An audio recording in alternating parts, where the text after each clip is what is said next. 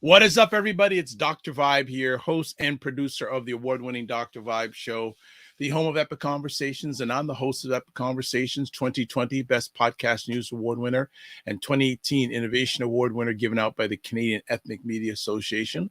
I also co-host and co-produce the only online show in the world for dads and fathers that's sponsored by Dove Men Plus Care.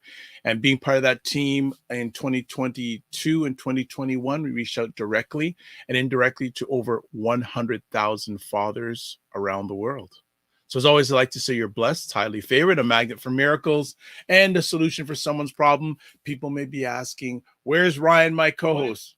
Oh, something's happening here. I just heard something really strange. Hold on here. I know what's going on. People may be asking, where's Ryan, my co-host? Okay. Oh, something's happening here. I just heard something really Okay. I knew what happened there. So we had a little bit of audio challenges, but we're good. We're good now. You don't want to hear me in stereo. No. You don't want to do that. Once is enough. All right. So you may wonder what's going on. Technically, that's been resolved. Okay. Co-host Ryan Knight, he will be on momentarily. He's walking his kids to school, so he'll be with us momentarily. Now, some general housekeeping rules. First things first. Please subscribe to the Dr. Vibe Show on YouTube and hit the notification button. Hit that notification button so you get notified of upcoming conversations. If you subscribe already, you know that I have some things coming up in the next few days. And also spread the word. Also follow the Dr. Vibe Show on Instagram, Facebook, and LinkedIn. Next up, please advertise your business, product, or service on the Dr. Vibe Show. If you haven't noticed, on Mondays for over a year now, we have the Macmillan Group that has been a sponsor of the Morning Vibe on Mondays, which has been fantastic. This will become relevant in a few moments also too. Join the Morning Vibe Discord group because I am posting a lot there. We're beginning to have some interaction in regards to stories. Program alerts coming up tomorrow, live at 9 p.m. Eastern. State of Things with Aisha, Jill, and Lala. You need to catch that, but let me tell you something. Make sure your ears are clean out. Let me just put it that way. If they're not, they will be cleaned out. I'm just going to leave it at that. And then coming up this Sunday on the Black Canada Talking, another conversation I host, Manifa Brooks will be talking about data privacy. And you may not know who she is, but if you go to the YouTube page, you will see a little bit of her background. Actually, she spent 15 years working for one of Canada's major telecommunications companies, a lot in the world of data privacy. So we're going to get the lowdown about data privacy. So especially if you have a website, if you're doing stuff online, period, you should catch that conversation because it's going to be really, really good. All right. And let's see who's in the house already this morning. Oh, look who's here already. Jen Myers. Hello, Dr. Vibe. I know why you're here, Jen. It's not because of me. I know that. I know I'm not the star of the show today.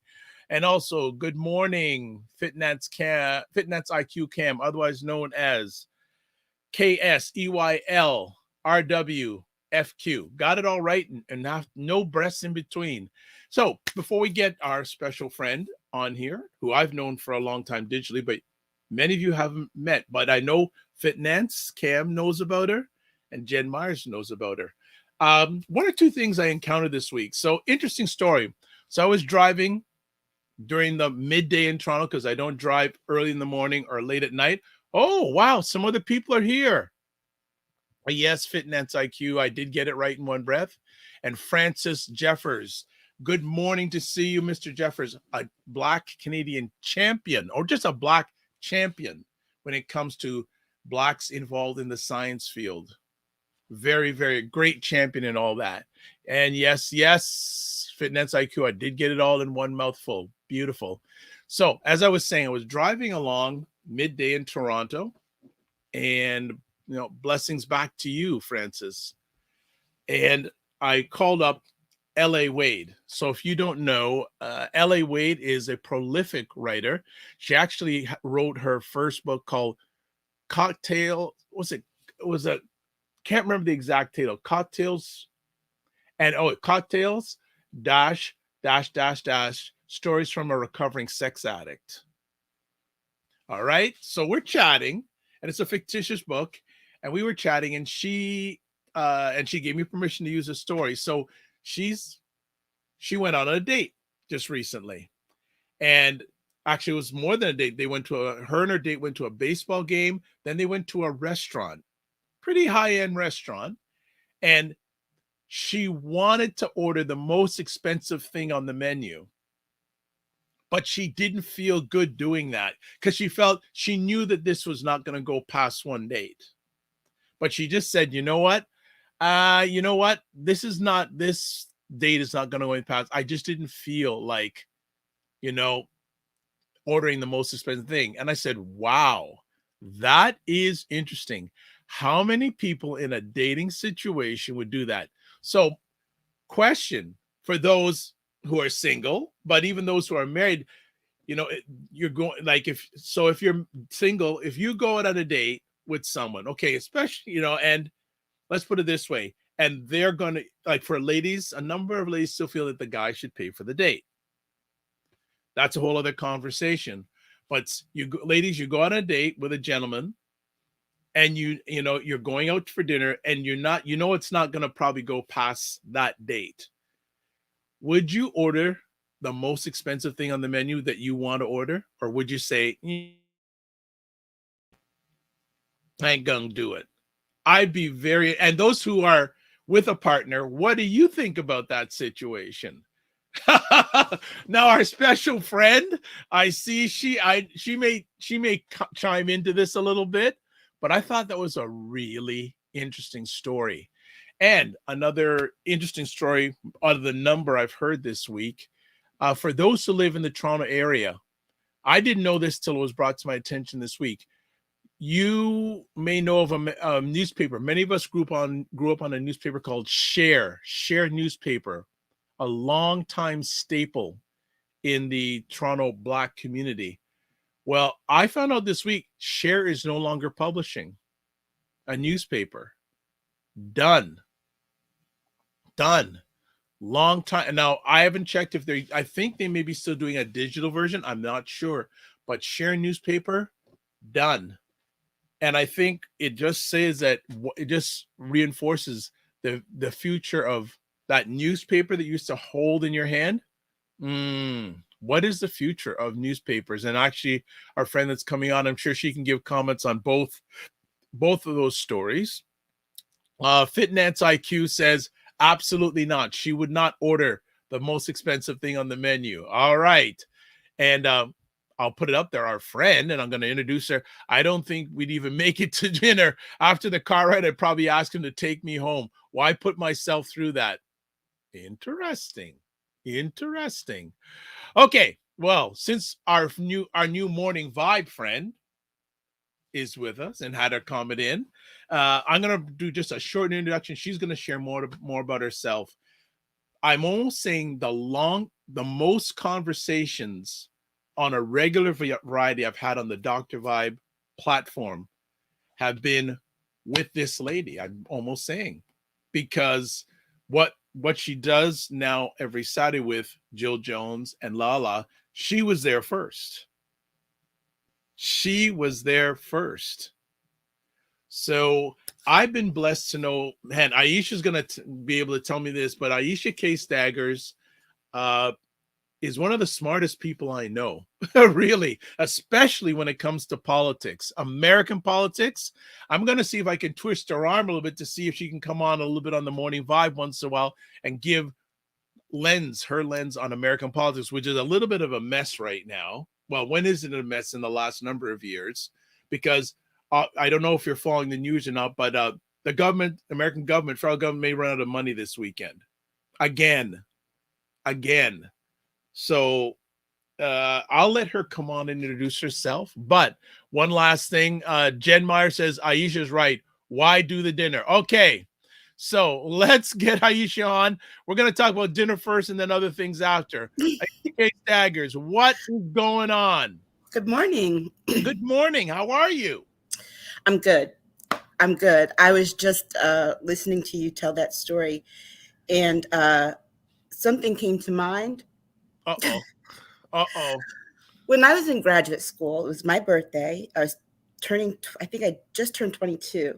And I went on this date with this guy, and, everything was fine. And he says, let's go back to my place and watch TV. I'm like, okay, cool. 22, naive, right? Sort of. And we get there, and he says, well, I have a birthday present for you. And I'm like, okay, cool. So he goes into what I learned afterwards was his bathroom, and he comes out in a red string bikini. What? Hold on. He did what? He comes out in a red string bikini with a padlock on it and hands me the key. And so the first words out of my mouth were, take me home. I need to go home. Wow. And there were no more dates. Okay. All right. Okay. Jen Meyer says, hey, Aisha. Hey, she Jen. Says, hey, Jen. And and this is one of the reasons why you should join the Discord group, because I shared the information on the State of Things Discord group that Aisha was going to be on. And Jen said, yay, I have the day off tomorrow. I can be there. So there you go. And Divine Right from the DMV is here. She's saying, hey, Dr. Vibe, I met with Carolyn. It's such a blessed meeting. Glad you had her on the show. So that's Carolyn Nicole of the Energy Juice Snack Bar. I gotta get it right eventually. And so that was fantastic. She's helping with me change my nutrition a little bit. And then Divine Right says, no, Aisha. so I think Divine Right has jumped in a little bit to the State of Things every once in a while. That's not like the worst dating. I think my best friend calls me the queen of mediocre experiences with men, because a lot of them are mediocre. Oh boy. I've gone on dates with people. I went on a date with this one guy back in 2000, and we're getting to know each other, and it wasn't really a date. It was like went for coffee, and I'm asking him what he does, and he finally told me that he was a stripper as part of the 5 Horsemen. I'm like, excuse me? Maybe I have to reintroduce you to L.A. Wade, and you may. Oh, never mind the time I was in graduate school and I was dating 3 guys named Jonathan at the same time. Oh, okay. Oh, you know it, and it just lands on. There was a story this week. I don't know. I think I shared it in our private Aisha, Jill, and Lala group about Ebony K. Williams. Did you see that post? Okay, I'm just gonna make it short and sweet because you can tell she's not too fast. But Ebony K. Williams she's on Real Housewives of something. I don't know. She does Griot News. Yeah, but she's also on Real Housewives. I don't know which one of the Probably Real Housewives. DC. Don't know. Potomac, I think. Yeah, she's like 40 years old, very educated. She wrote an article recently, or did a video post on the griot.com just recently, saying that if you're a Black woman, try to get a Black man if you're going to school, get him in school, because as time goes on, the availability reduces. But that's a whole other conversation. Maybe we need to come back and talk about that on the. Just one comment about this and why it is so fundamentally ridiculous. If you go to HBCUs, where you're going to find the most Black men, the women outnumber the men 10-1. Yep. It is fundamentally ridiculous. It's the same now. It's the same as it was in the 90s when I went to an HBCU. So girls, stop talking. Okay. She's on the Real Housewives of something. Okay. That should tell you enough, because a lot of the women on those shows are divorced. All right. Let's catch up. So to your story about the red bikini, Divine Right goes, Fitness IQ goes, that's crazy. Good morning, Opal Inspired. Good to have you this morning. Yes, Divine Right, Energy Juice Shack. Thank you. And Fitness IQ is a regular patron there. Yes. And Fitness IQ says, can't forget names that way. Yes, I can. Well, she's talking about the three Jonathans. Oh, yes. Okay. All right. That's all right. So after we didn't get a chance. So for those who don't know you, Aisha, can you share a little bit about yourself? I'm a journalist, communications professional. I write a lot about politics and social justice, but then I also write about my other love, Prince. And Yes. yeah, and I do the State of Things with Jill and Lala every Saturday, almost every Saturday at 9 p.m. And that program, family, has been going on for a minute. Yeah. Well, originally it just started out as State of Things with just you and me. Yes. Back in 2017? Yeah. Yeah. Oh my. So as I said, I almost feel that Aisha K Staggers has been on on the platform more than anybody else, whether it's by herself. It was first her, and then it became her and Jill, and the connection with her and Jill Anishi. For those who don't know, Jill Jones was a member of Prince's entourage for at least 10 years. So that was and now you see, look And at this. yes, Jen's right. Yeah, it was only audio. Jen, maybe you've listened to the platform more than anybody else. If you remember the days of audio, oh my goodness. Well, that's also Prince is also, I'm connected to Jen because she has a really great Prince group on Facebook called Adore. Okay, so there's so much we can just chat with you for now, but there's something. How did the love for Prince start? It was, I was 9 years old, going on 10, and I watched the 1999 videos on MTV, and was familiar with him. But my love for Prince actually really the introduction really came through Jill Jones, because I love Tina Marie. And Jill Jones is on Tina Marie's It Must Be Magic album. So when I was 6 years old and read those liner notes and saw her name, when I saw the names of the people in the 1999 video in a magazine, it didn't dawn on me that Jill Jones is a common name. I just figured automatically, 9-year-old brain, they're the same person. So, that kind of put him on my radar. But when Doves Cry came out, I've told this story before. I was literally sitting in our living room, 9 years old, reading this book called Ellen Tebbets by Beverly Cleary. And I remember it so clearly. And I just heard the opening guitar riff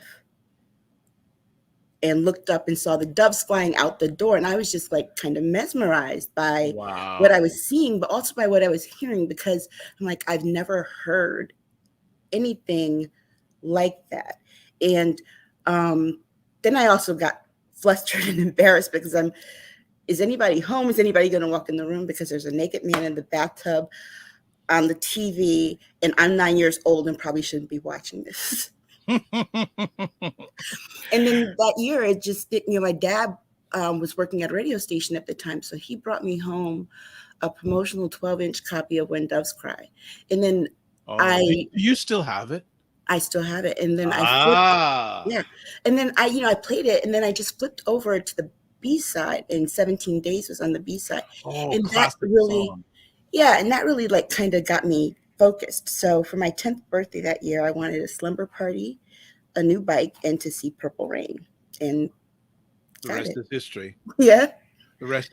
So, and we're going to talk a little bit more of this. We're going to have a break, and then we're going to get to our main part of the conversation. Where has this journey with Prince taken you? Because I know you've spoken at some conferences. Yeah. Mm-hmm. Conferences, publications. Yeah. Alan Leeds, who was the former president of Paisley Park Records. I helped him get a deal to get his book about his time with James Brown done. I've met a lot of great people through this experience. I enjoy doing the conferences. I enjoy talking to people, but I also am shocked by some of the things that I read and hear that people say. I've had some disheartening experiences, I think, throughout this journey. One of the sadder things for me was to see how many bigoted people there were who considered themselves Prince fans, but then just the level of bigotry. And thankfully, that's not the whole community. Okay. Thankfully. Yeah. All right. So, yes, Jen, you have been there long time with us, the state of things, big time. And she also says, Aisha, thank you, I think, for hailing up her community. And Divine Right says, yes, I love 17 Days. Classic B-side. Classic B-side. So what we're going to do, we are going to go on a little bit of a break. Ryan is here.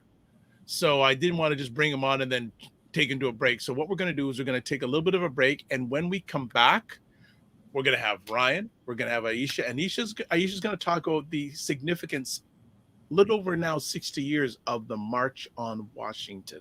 Still resonates. And what was its impact then? And what's its impact today? So we are on the Morning Vibe. We'll be back in just a moment.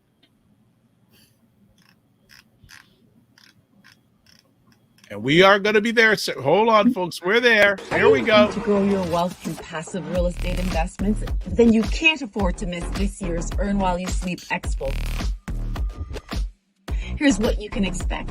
Gain comprehensive knowledge about various investment options like REITs, land development, and more. Connect with like-minded individuals, potential investment partners, and industry experts.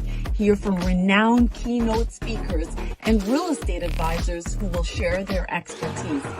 Learn from real-life success stories and how to mitigate risks in your investments. Stay ahead of the curve with insights into current market trends and opportunities.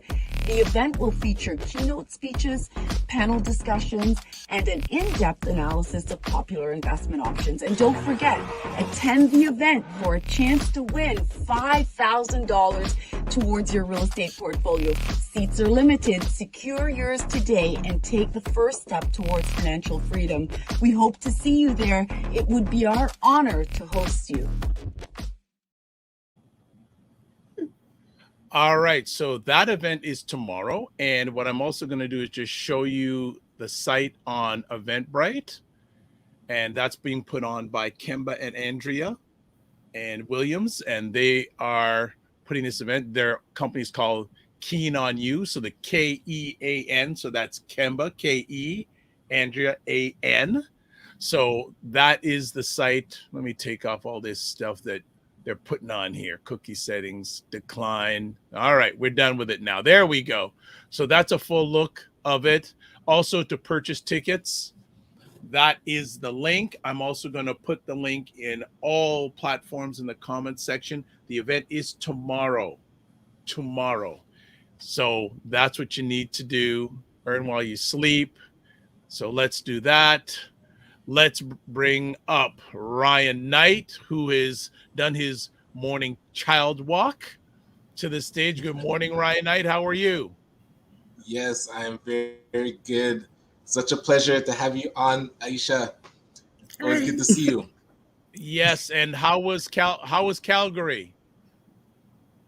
Calgary was nice. You know, it felt like Scarborough actually. And then Is we that found a good an or a area. bad thing? I mean, hey, that's up to others' perceptions. I felt it felt like I'd been there before, you know, like it felt, yeah, because we were in kind of the suburby area, and it's actually there's an area called Marlborough. So I don't know. I put it on my Instagram, so then I definitely knew that it had that Scarborough feel. But yeah, man, it was good. And the conference was good too. Well, good to have you this morning on the show. as you know of, Aisha, because I know you've watched them a few times on Yes. Saturday nights. So Aisha, today Yeah. you wanted to chat about a very significant event that happened almost 60 years ago, the March on Washington. Can you give a little background on that for us? The reason why I wanted to chat about this? Yes. Well, because, you know, right before the March on Washington happened, Donald Trump was arrested in Fulton County.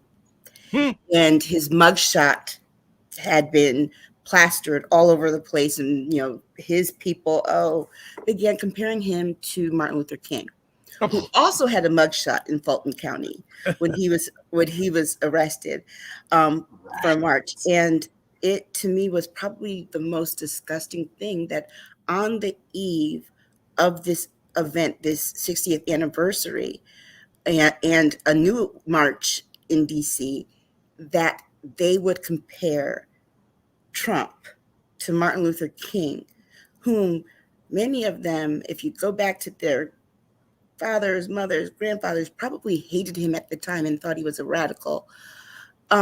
But then the violence that followed the march in 63, the bombing of the church, the killing of Virgil Ware, Johnny Robinson, on September 15th, here we have just the day after the march here, the racial shootings at the Dollar General in Jacksonville.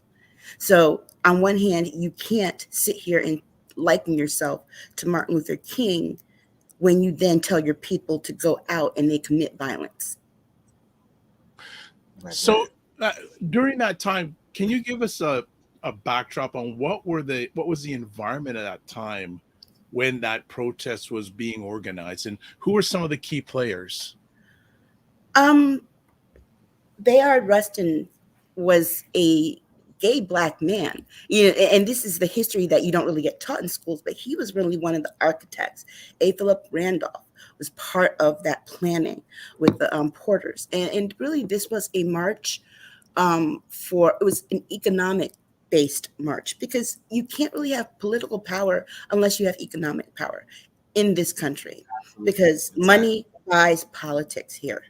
That's evident, right? And we're seeing that now with Menendez. Okay, so money buys power and it buys politics in the United States. And so that was the purpose of this march. And they were really concerned initially that they weren't going to get the turnout that they did. The turnout actually exceeded their expectations. And of course, Martin Luther King gave the speech that everybody quotes, and everybody only knows one line from that speech. And that to me is the most disturbing thing.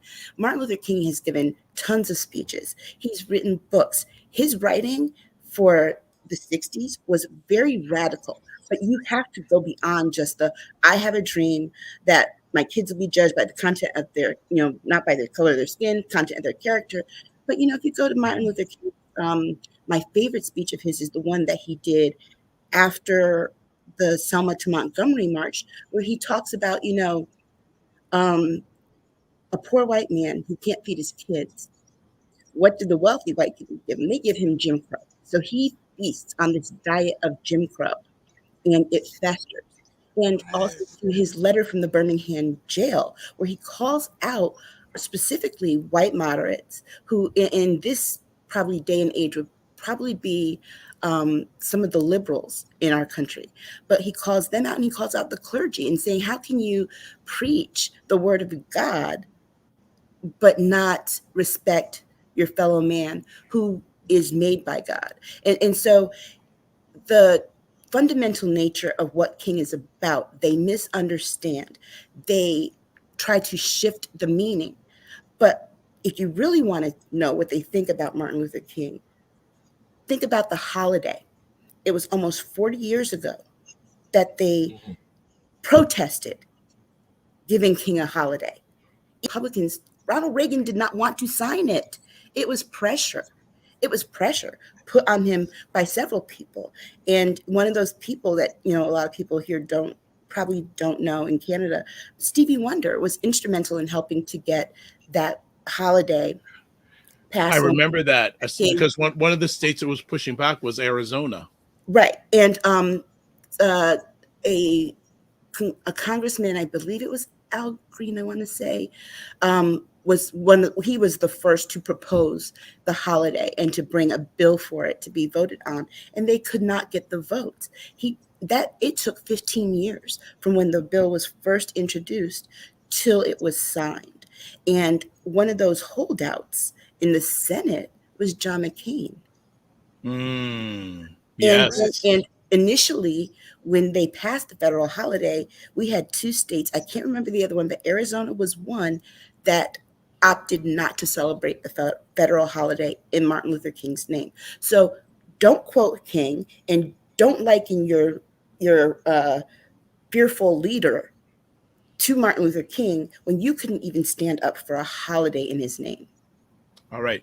Before we go any further, I know Ryan may have one or things he wants to chat about. We have some other friends here. A lady we know on Saturdays, especially. Lala Key. Hello, my loves. Fitness IQ Cam saying to Ryan, truly a traveler. He says, still a celebrity and back home already. Nams. And Lala says, they love to try and make it look like they love us. 45. I don't like to say that. 45 will never be in the league of our beautiful king ever. Also, let's see. We got some other people. Good morning, Ched C. Good morning, and thanks for stopping my conversation the other night with Paul Osborne and brother Kofi. He says, I'm great, Dr. Vibe. Loving the show. Fantastic. And Lala says, I don't think they misunderstand. They know exactly what they are doing. Gaslighting, picking and choosing, and talking what they feel will lift them up. And on that note, Lala is right. The people in power, they know exactly what they're doing. It's those people on the ground level, those everyday people who you don't see, who have no idea, because all they know is what the people that Lala's talking about who do know, what they tell them. Well, Ryan, go ahead, Ryan. Around, you touched on the narrative of Dr. King now being co-opted, and it seems like they get comfortable with our leaders when they're able to put them in a box and say like, oh, but only talk about this specific thing. So now what's your perspective on what we can do to now take over that narrative or push back against the narrative? Because they're doing the same thing with Trump, where now they're creating this narrative that they want to link to Dr. King. And if we don't push back on that narrative, then that will become the mantra that they'll use. So what could we do to really push back on that? I'm not even sure there's a solution at this point, because I don't even think that we can fix the Republican Party. I don't think any of this can. It's like toothpaste out the tube. It can't go back in. And, I think of two other groups specifically that they never co-opted: Black Panthers and Malcolm X. And the reasons why are because they were Black centered. People, they had figured out a way to center themselves in the civil rights movement and Martin Luther King's goals. When at the time, there's a reason why Martin Luther King was assassinated. He wasn't assassinated by benevolent Black people, okay? At the time, he was one of the most hated men. Hated. J. Edgar Hoover, there are stories. J. Edgar Hoover was head of the FBI for way too long. He hated Martin Luther King with a passion. People have left narratives saying that he would just seethe and like almost foam at the mouth at the mention. He was tapping the man's phones. He sent pictures of Martin Luther King having affairs with women to his wife to cause that internal disruption. He sent a letter to Martin Luther King and told him, well, through other channels, obviously, but suggested that he commit suicide. So to say that, everybody always loved King. Let's be very clear. All you have to do is go on YouTube and watch any news program from the 1960s, any news clip, and see how people talked about him. And then tell me that, there was this and everybody felt the love. No, everybody did not feel the love. And if you asked anyone who was alive at that time, parents, grandparents, I have them, what they were seeing then, we're seeing now.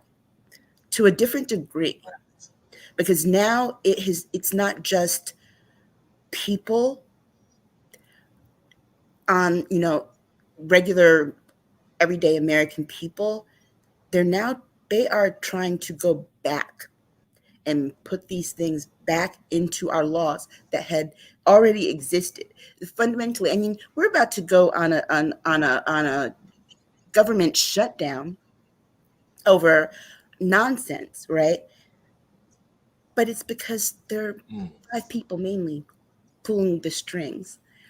And so when you go back to that time in the 60s, same 5 kind of people pulling the strings. Right. For those who are watching live on the replay, I'm just showing a picture. That was a picture of the attendance. It was wasn't it? They estimate over 250,000 people were at this march. Yeah. More people attended that march than attended Trump's inauguration.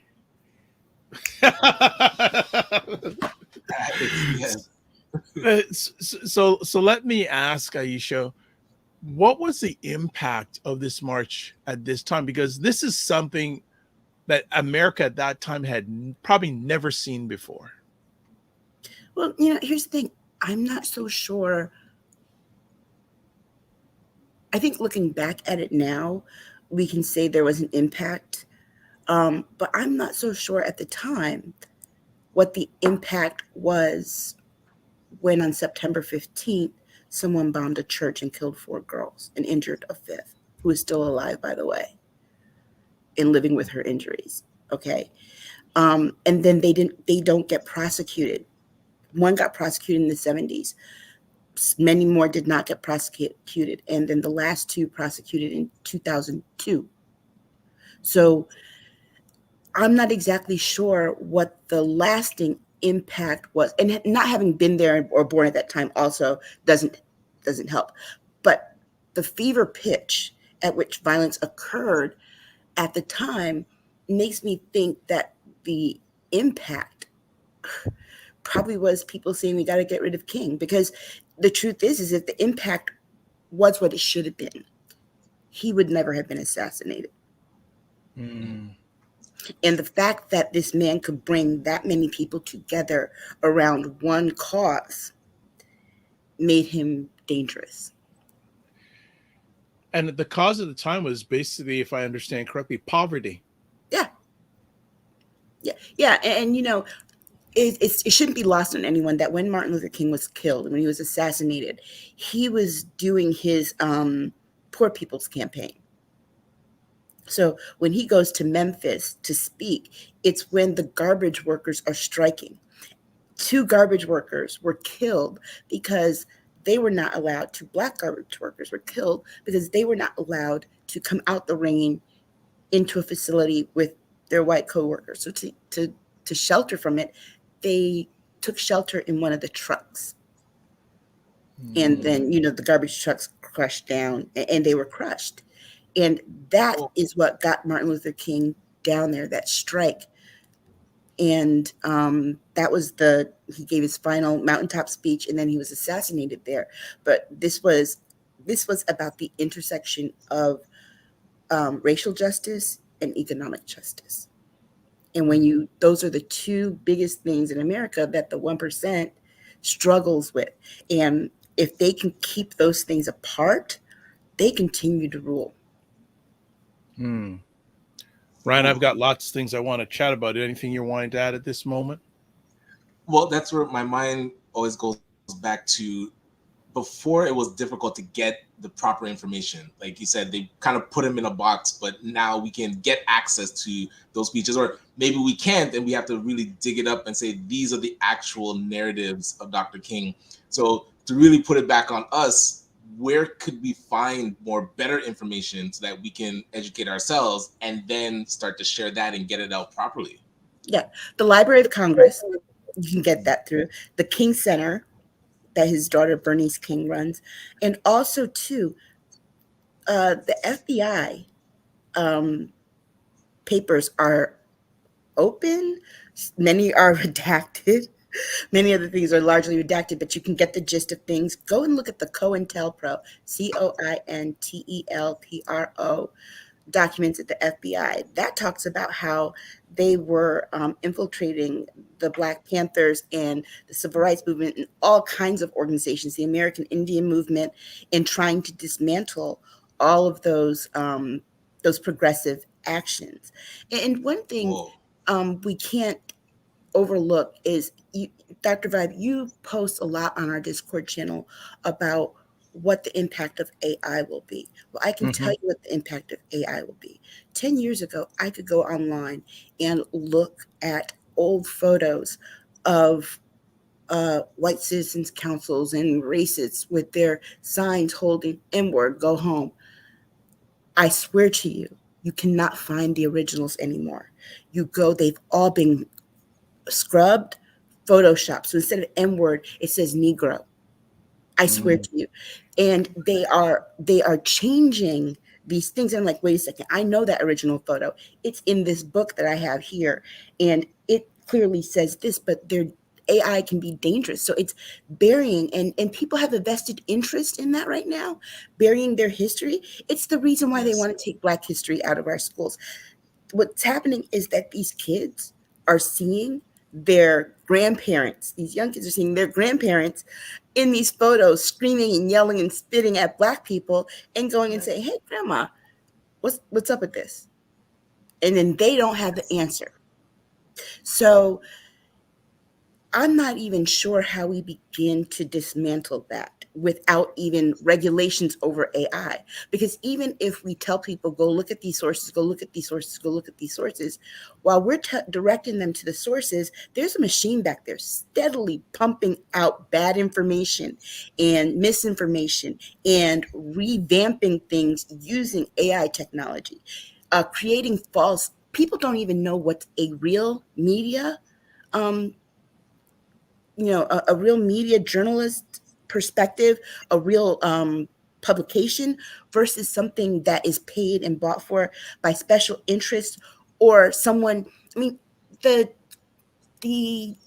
designs you can get on WordPress, you can make anything look professional and like it's credible, and just slap a name and call it like, the DC Journal. And it sounds like it's authoritative. It sounds like it should be authentic, and just put a whole bunch of lies on there, and people read and say, well, hey, this article said this and this and this, not knowing that it could be just any Joe Schmo racist in his mother's basement with Cheeto dust on his fingers typing. I mean, absolutely. Yes.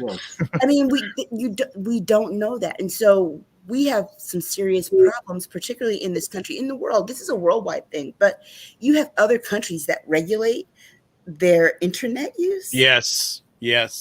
And that regulate their social media. And that's not always a good thing, obviously. You don't want to keep people away from information.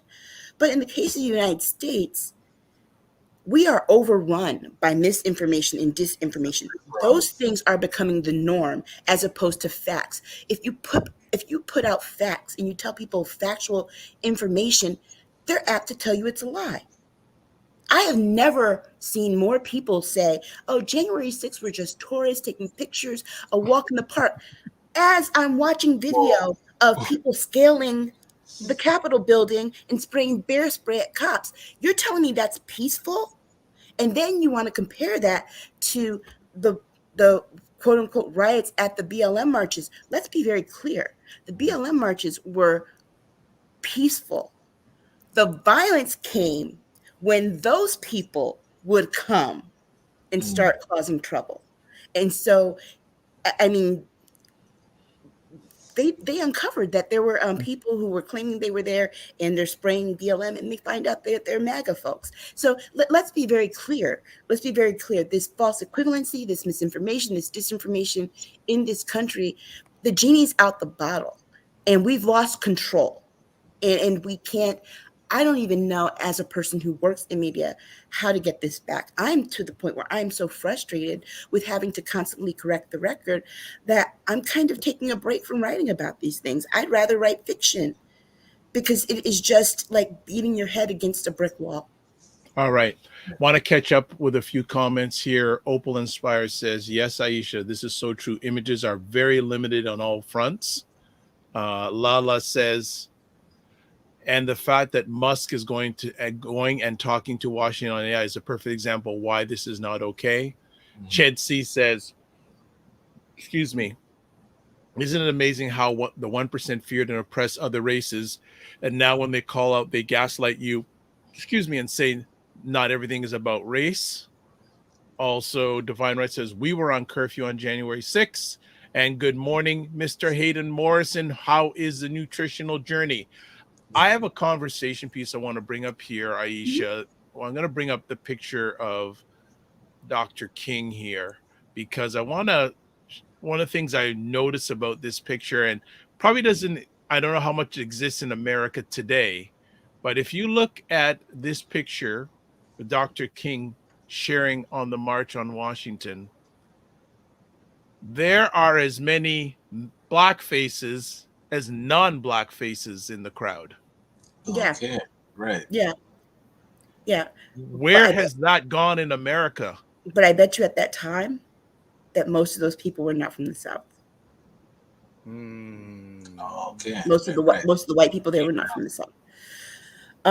Where has that gone? You know, the last time we saw, I think, a really big crowd like that on the Washington Monument was when Barack Obama was first inaugurated. About that many people there. I don't think that there is disunity, but I think people are hurting on all fronts in this country, and they need somebody to blame. But they were hurting back then. Was the hurting on all fronts as widespread during the March on Washington time as it is today, in your opinion? Yeah, but see, the thing is that the people at the top are telling them, well, you know who to blame for why you're hurting? Blame Black people. They're taking all your stuff, all the things that you're entitled to. They still do that now. But what they're saying is now, blame all Democrats. Blame the LGBTQ people. Blame disabled people. Blame old people for being old and needing insulin. Blame children. Blame women for wanting reproductive rights. Blame this person. Blame this population. So the blame is spread so big. It's spread about as big as the umbrella of the Democratic Party. And then in the 60s, the blame was more narrowly focused. Okay. Ryan? And that's why I think it's getting more impossible, to put the genie back in the bottle. Oh man. But that's where the AI piece, I wonder, is there time for us to get ahead of it enough and understand how it's used to now at least fight back? Because if we just let it get out of control and exponentially run away from us, there's no catching up. We're too late. You feel like we should? You feel that? Oh man, we are too late, because the time to get ahead of it was when we started realizing there were issues with social media. To know that if we could get to this point, there is a point further beyond this. But the problem with the United States is that it takes so damn long to pass a law, because it has to be introduced, it has to be read, it has to be debated, it has to go to committee, it then has to be read, it has to be voted on, and it has to be discussed and debated and then brought back to the full house for a vote. There have to be amendments, there have to be votes on these amendments, and so then they need to send it off and vote and back to the committee. The committee sends back recommendations, then they vote on it.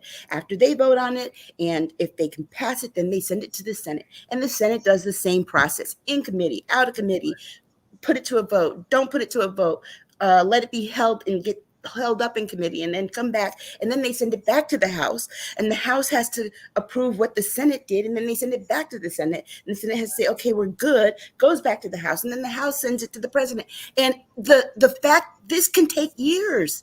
This is ridiculous. We have to, at this point, we really need to streamline our government. This is why we needed to start in 2012 after Newtown, getting this gun legislation stuff done, because here we are 11 years later, we haven't done anything on it. But even if we start now, do you know how many steps we will have to go through? It's just, a lot of people don't understand why why can't we just do this and this law be put in place? The process that I just explained is why.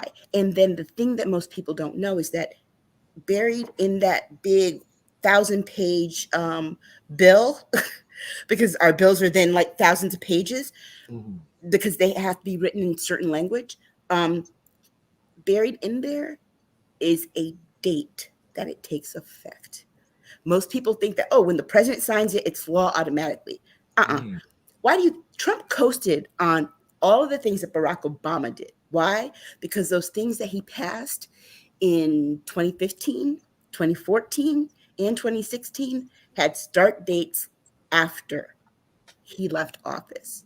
And so the person that reaps the benefits and gets credit for it is the president at the time.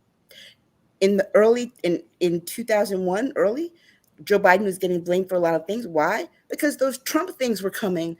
Their start dates were happening. And so, they're talking, for example, you take the Afghanistan issue and how Joe Biden had to pull out of Afghanistan very quick. Many people don't know it's because of a bad deal that Donald Trump made. So the fact that we have such a process that can be slow walked, that has there's so much red tape in the process, we're way behind on the AI thing. We'll never catch up, because by the time they're just now trying to schedule hearings about AI, and we're not even sure what's going to come out of the hearings. Will they make recommendations? Then they'll have to do a report about the hearings, and guess how long that report can take them to do? It can take them probably a year to do the report. Think about this. We are just now, January 6th happened, January 6th, 2021. It was last summer that the committee held hearings. I want to jump in here and come back to the March on Washington. In your thoughts, will we ever see another March on Washington? Well, they really did do this at the 60th anniversary in DC at the Lincoln Memorial. They did do that then. I don't know how big the crowd was. I think that we can come together and come around certain things, but people are so set in their fractions in society, and these media echo chambers are not helping, really causing a lot of the divide. So do I think you can put the United States back together against like Humpty Dumpty on a wall? All the king's horses, all the king's men couldn't put Humpty Dumpty back together again. All the right politicians can't put this back. Gotcha. Ryan? But that's where so I feel like I want to push back a little bit, because government, yes, is slow, but now us building our own mechanisms, maybe through like the corporate side or economic side, to say what elements could we build that would actually counteract what we're against. Because if we just let it be, like you said, there's no way to catch up. It's going past us so fast, and we're going to be inundated with so much garbage that it's just going to be overwhelming. But then waiting for government, again, that's overwhelming in the process. So is there a way for us to build something that combats what we're up against ourselves and not wait for anybody else to save? Because I don't even believe in government saving us with regulation, because that can be co-opted, like you said, and steered and then just kind of watered down to the point that it has no real impact. But what could we build? Like, what would you want to see that could counteract what we're up against? Not talking about government fixing it, but just what could go up against what you're seeing right now with AI and all the inundated with bad data and bad facts. Well, one of the things you mentioned corporations. Here's the challenge with corporations in the United States. Look what happened to Bud. Look what they did to Bud, because Bud had an ad with a transgender woman. Okay, mm-hmm. So they're attacking corporations, they're attacking businesses. Individuals try to do these things. Look at the black women in Atlanta who are trying to give startup money to Black female-owned businesses. Keisha Knight Pulliam from The Cosby Show is part of that collective doing that. And they're being sued. They're being sued for discrimination. And so it seems like every time that we try to build these things ourselves, there's someone there ready to kick it down. Now, yeah, we can do this, but one of the challenges is how you disseminate that information. Now, all the channels through which we would do it are owned by people who can shut down. Shut it down. They can shut it down. Who can block you so you can't put the message out there. I mean, honestly, if we're trying to do this and talk about misinformation, where's the first place you would go to get a lot of people to see it at once and get it reported and picked up by journalists? Whatever he's calling it today, X. Yes, yeah. You would go there, right? But if he doesn't like it and he's spying on everybody's, spying on everybody's tweets. If he doesn't like it, I promise you, he looks at the algorithms, he sees his name trending, he reads all the tweets where people mentioned his name. What do you do? Oh, you've been reported for community violation, blah, blah, blah. It's been deleted. So it doesn't even matter if we build these things ourselves, because they've put systems in places to dismantle these things. And so, I mean, what is the harm in Black women taking their money to help other Black women start up a business? And wait, you're suing me? You don't even care about the kinds of businesses we would be interested in. What interest do you have other than you want the money? No, you don't even want the money. You just don't want us to have it. And that is the fundamental problem, is that people, they don't care. They don't care if, for example, some people get hurt. They just don't want those people to have X, Y, and Z. That's the whole thing behind this government shutdown. Those politicians will be getting their paychecks. But the people that they're furloughing and telling, oh, you got to come to work, but you're not going to be paid. I just want those people to remember, didn't you all say that slavery has its benefits? I bet you do not see benefits now in the slavery that you're being forced to endure by working and not getting paid. So there's like, it's the insanity of the United States right now. There's no other way to put it. Don't sugarcoat it. This country is totally insane. We have lost all control, all means of control over everything, over all of our institutions, over even just how people are able to work at the grassroots level. Because what happens when people work at the grassroots level? They get threatened. Their families get threatened. You know, they get turned into pariah. Look at what happened to Ruby Freeman and Shane Moss. They were just doing their duty as election workers, poll workers who are average, everyday people. And Donald Trump mentions their names and their lives are under threat. So at this point, even if we do these things ourselves, it only takes one person to not like it for us to not be able to do it anymore. I mean, I want to jump in. I want to jump in then. A lot of things going on in my alleged mind, but do you feel there was more hope for Black Americans during the March on Washington than there is today? I think the spirit of hope was different because no one knew what was on the other side. And no one, when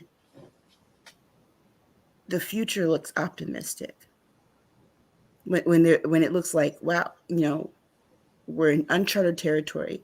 We don't know where we can go, but we don't see. I don't think that it's kind of like going through a tunnel. I think they saw the light at the end of the tunnel, but didn't realize that after you get out the tunnel, what's outside there might not necessarily be such a good thing. Here we are right now where it's like, because of social media, because of our access to the internet and information, we know where this is going, because all you have to do is go to the dark web and you will know what the future is going to bring. And it's not good. Wow. Wow. When when you think about the march Mhm. and you think about today, how does that make you feel? It just makes me feel an element of profound sadness Why? because I look at all this, and my grandparents are still alive. I actually spent the day with my grandparents on Wednesday, and they grew up in, they're both born in 1935, so they grew up at in segregation, Maryland and South Carolina, right? That was Hmm. it. My mother, first 10 years of her life, went to segregated schools in South Carolina. So I think about what the hope that they had for me and my sisters, because by the time my mother was born, it's like, okay, we're still in this. But I think the hope that they have for me and my sisters, I have cousins that are a generation after us, me and my sisters, the hope they had for them. And then we have the great grands who are here, right? My daughter and my nephew, and the hope that they have for them before we even existed. And having these conversations with them at a holiday, and it's like, wow, we're having the same conversation today that we thought we wouldn't be doing this, Mm-hmm. and still having to do it.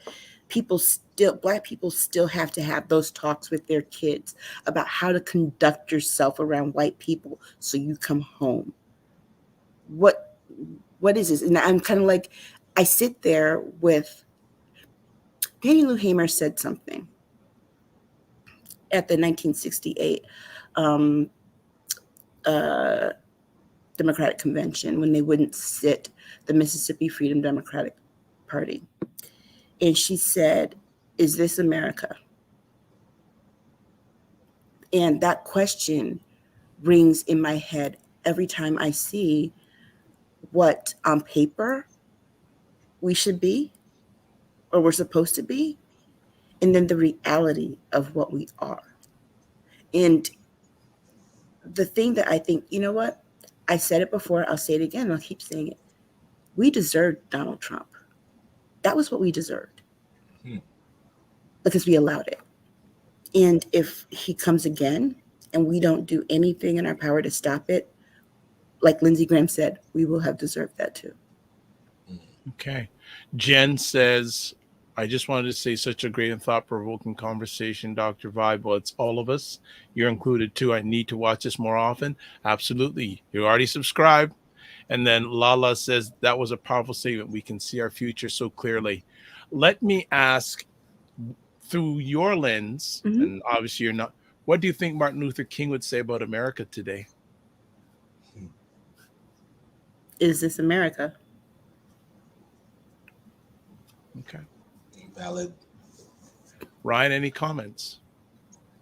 No, I appreciate the conversation, and hopefully this becomes, commonplace, and we can have it more often. Or I have to pop into State of Things. I'll just poke my head. Yeah, this is the appetizer. We should have subtitled "Appetizer to Saturdays Live at 9 p.m. Eastern." Absolutely. Aiden has a question for you, Aisha. Yeah. Aisha, do you think we really understand how intentional anti-Black racism is? I think we do as Black people. The problem is that non-Black people do not.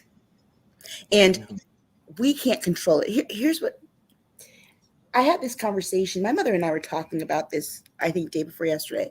And I had this conversation with many people over the years. Back in the 30s, 40s, and 50s and 60s, the question was, and there was actually, I can't remember what magazine, whether it was Life or Time or something. And the headline was, "How do we solve our Negro problem?" The fact that this country believes that Black people are a problem for it tells you everything that you need to know. And if you try to dismantle that belief, people lose their minds, because here's the thing, but it's a problem. If it's a problem, it's a problem of your own making, because no one told you to go take these people from their continent and bring them over here. But beyond that, Negro problem, guess what? We aren't the problem. We don't have the problem. The headline should have been, how do we solve our white problem? Because the problem is with the people who have the problem. And they have to do some self-reflection and ask themselves, why do we have a problem with this? It's like, you know what? I don't understand why people have a fit if we have affirmative action, or if LGBTQ people can get married. I don't understand that, because here's the thing. When equality for all looks like oppression to one, that's where we are right now, is that you have these people, specifically white men, who are talking about, oh, reverse racism, or white men have it bad, blah, blah, blah, blah, blah. Well, no. The thing is that the sharing of rights, there's no finite number of rights. This is the part that kills me. There's no finite number of rights. There aren't, it's not like a pie where if, you don't get, if you don't keep eating, you'll miss your slice, or somebody can take your slice. The rights cover everyone. So no one's taking your rights because they have their own. Mm-hmm. And when you expand the rights for one, you expand the rights for all. And the fact that they can't see that is ridiculous. They just see this as, oh, they're taking from me. They're taking from me. They're taking from me. Like, oh, these migrants are taking our jobs. Who is picking the oranges in Florida right now when Ron DeSantis scared all those people away? The people who are sitting there complaining, oh, they're taking our jobs. There's 100,000 farming jobs. Where are you, white men? You don't want those jobs. So let's be clear. They're not taking, they're taking our spots because of affirmative action at the colleges. Last time I checked, when I was a professor at a college, no open slot had any one person's name or race identified for it. And even when you have, we need, first of all, let's be clear, affirmative action are not quotas. It's not quotas. That was a Reagan era buzzword. These aren't quotas. These are opening the doors so that people who ordinarily wouldn't have a shot get a fair shot. And why? And we have to go back to why that's necessary, because all of these colleges were segregated to begin with. So that's all this is fixing the thing that was there. It's like, it just is maddening that we're at this point where people are complaining about, not that they're not having their rights, but seeing that other people are getting the same equal rights and protections that they have, and feeling as if it's being taken from them. The truth is, America would be a whole lot better place, and people would be a whole lot happier if people just minded their business. Because a lot of this is people sticking their noses in people's bedrooms, in people's bodies, and in people's lives when their lives are a shambles. Mind your business, take care of your own, let me do me. I wonder what a conversation between you and Dr. King would be like. That would be fascinating. Like in my mind, going, like I would love to see what that would. You know what? And how creepy it is. I have a feeling one day AI may be able to do that. Right. Jeez. That's how I just saw. Well, if AI is able to do that, the first person I want to have a conversation with is Prince. Yes. I've got some things to get off my chest. Okay. Namely, why he was holding back on some songs, bruh. I got some things to get off my chest. Right. Yes. You gave us freaking Daddy Pop when you had this other song here and these other things. Yo, so let's not go there. Dr. Vibe, my apologies, and Aisha, I do have to drum. But so good seeing you. Thank you. I'll be watching on Saturday. Thanks again. All right. Take care, Ryan. Have a great day. So, Aisha, what is, as we start winding it down here today, what is the legacy on the March on Washington, in your opinion?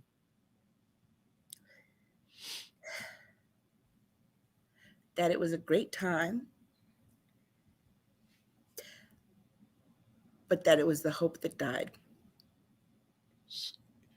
Has it died and is it dead, or is it just died?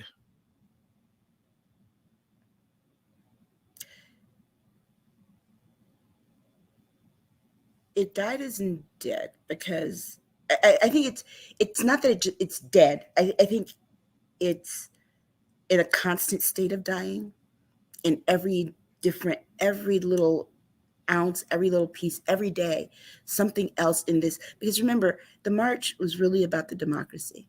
It's about our democracy. And every day we watch another piece of it die and just die to the point where it's like we have to ask ourselves, why do we even have a constitution in the first place at this point? It's not serving our purpose. There's nothing serving our purpose at this point. I think people just want to. Is it only serving a certain group of people's purpose? Because when that document was written, it was written by people who slave owners. Yeah, they didn't look like us. Really, yeah. They considered people that looked like us property. Yeah, 42, I think the 56 people that were at the Constitution Convention were slave owners. Many of the men who signed the document were. So it's always been designed to help a certain part of the population. But I think it goes back to what Martin Luther King was trying to get people to realize in a lot of his speeches, particularly poor white people, is that, yeah, that Constitution, it was written by slave owners. But guess what else they were? They were land-holding, wealthy white men. And you're busy fighting Black people who don't have any power here, while the people who do have all the power are screwing you. They're picking your pockets and diverting you to look the other way so they can pick your pockets. And one of the easiest way to look at this, the best example, is if Donald Trump is so freaking rich, how come he has Mary Pink Toes in a Mississippi trailer park that gets a government check for $163 a month, giving him $10? That is the point. That is the problem. And that's why I feel that we're never going to really be able to have that moment again. Okay. Well, Aisha, I want to thank you not only today, but since 2015? 17, yeah. 17 for everything. And really great to have you on the Morning Vibe. Hope it can happen again when you have time, because we'd love to have you come on. For people who want to touch base, the best way is her Instagram account these days, because or Discord, our Discord group for State of Things. I'll promote that also. But yeah, and thank you for taking the time to share with us today. I guess we'll be chatting tomorrow night. Yep. Looking for any last messages you have for the morning show family? Just keep walking the walk. The road's bumpy and it's about to get a whole lot worse. So put on your hiking boots. All right. Thank you so much. Remember to give yourself grace and don't just manage your time, manage your energy. Thank you. You're welcome. All right, family. Epic conversation there. And hey, touch base with us if you'd like to have Aisha back. I'd like to have her back, but what about you? What about you? So epic conversation. I see comment coming in here. Hayden says, a very sobering conversation, but it in a lot of people's minds, it's realistic. Lala says, oh, you're going to see the prices at the groceries. Who's picking the fruit in Florida? Nobody. It's on the ground rotting. Price rise is coming. All right. Got to look out for that. Got to look out. Lala is making a prediction. So we'll do a few last things before we call it a day here, or call it a morning here, by the way. So again, I put out earlier on to purchase tickets for the Earn While You Sleep event that's happening in Toronto, in the Greater Toronto area. There's the link, but I've also posted the link in the comment section on whatever platform you're watching. So great conversation they'll be holding tomorrow about real estate, investing, not only here in Canada, but internationally will be held. Maybe they should have invited Lala. There you go. All right. So let's do some other things to close it up here. So as always, please subscribe to the Dr. Vibe Show on YouTube and hit the notification button. Also, follow on Facebook, LinkedIn, and Instagram to advertise your business, product, or service on the Dr. Vibe Show, on the many different conversations I host. I host the morning vibe with Ryan, Monday and Fridays, 9 a.m. Eastern time. I also do, I'll say the state of things, which I'll be showing in a moment, 9 p.m. on Saturday evenings Eastern time, and then Sunday afternoons, 5 p.m. Black Canada Talk. Excuse me. 5 p.m. Eastern time, Black Canada Talking. Also, join the Discord group. This conversation is just a thumbnail of what we chat. It's even more open on the Discord platform. So email me dr.vibe at the drvibeshow.com. Speaking about tomorrow night, state of things, Aisha Jill and Lala. As I said, tune in, but make sure your ears are clean. If they're not, they may be cleaned. I'll just leave it at that. And then also, coming up this Sunday on Black Canada Talking, 5 p.m. Eastern Time, Manifa Brooks is going to talk about data privacy. So if you are online in any sort of means, I highly recommend you check out that conversation. Hit subscribe on the YouTube page, and it's already up there. So, and at the bottom, we have how you can watch replays of this epic conversation. You can watch the Morning Vibe replays at the following places: the Dr. Vibe Show on YouTube and Facebook, the Afro Caribbean Business Network on Facebook and YouTube, and Ryan Oneil Knight on YouTube and LinkedIn. There we go. We are done for this week. So Monday, we don't have an official guest yet, but hey, even if Brian and I are chatting, we always bring up conversation. So this is how we close it out. Live your life as a dream. If you can dream it, you can make it. Sometimes you have to get small to get stronger. Block assumptions, aim bigger, aim better, aim higher and wider. Love, faith, and respect. And remember to give yourself grace, and don't just manage your time, manage your energy. We got one more comment, then we're going to exit. Fitness IQ says, amazing conversation. Fantastic. All right, everybody. So this is being broadcast. I hope you have a good weekend here in the Eastern Hemisphere. Yeah, I remember that. Eastern Hemisphere, Western. Man, I'm going back to my school days. Eastern and Western Hemisphere. All right. So God bless. Peace to all. Keep the faith and walk good.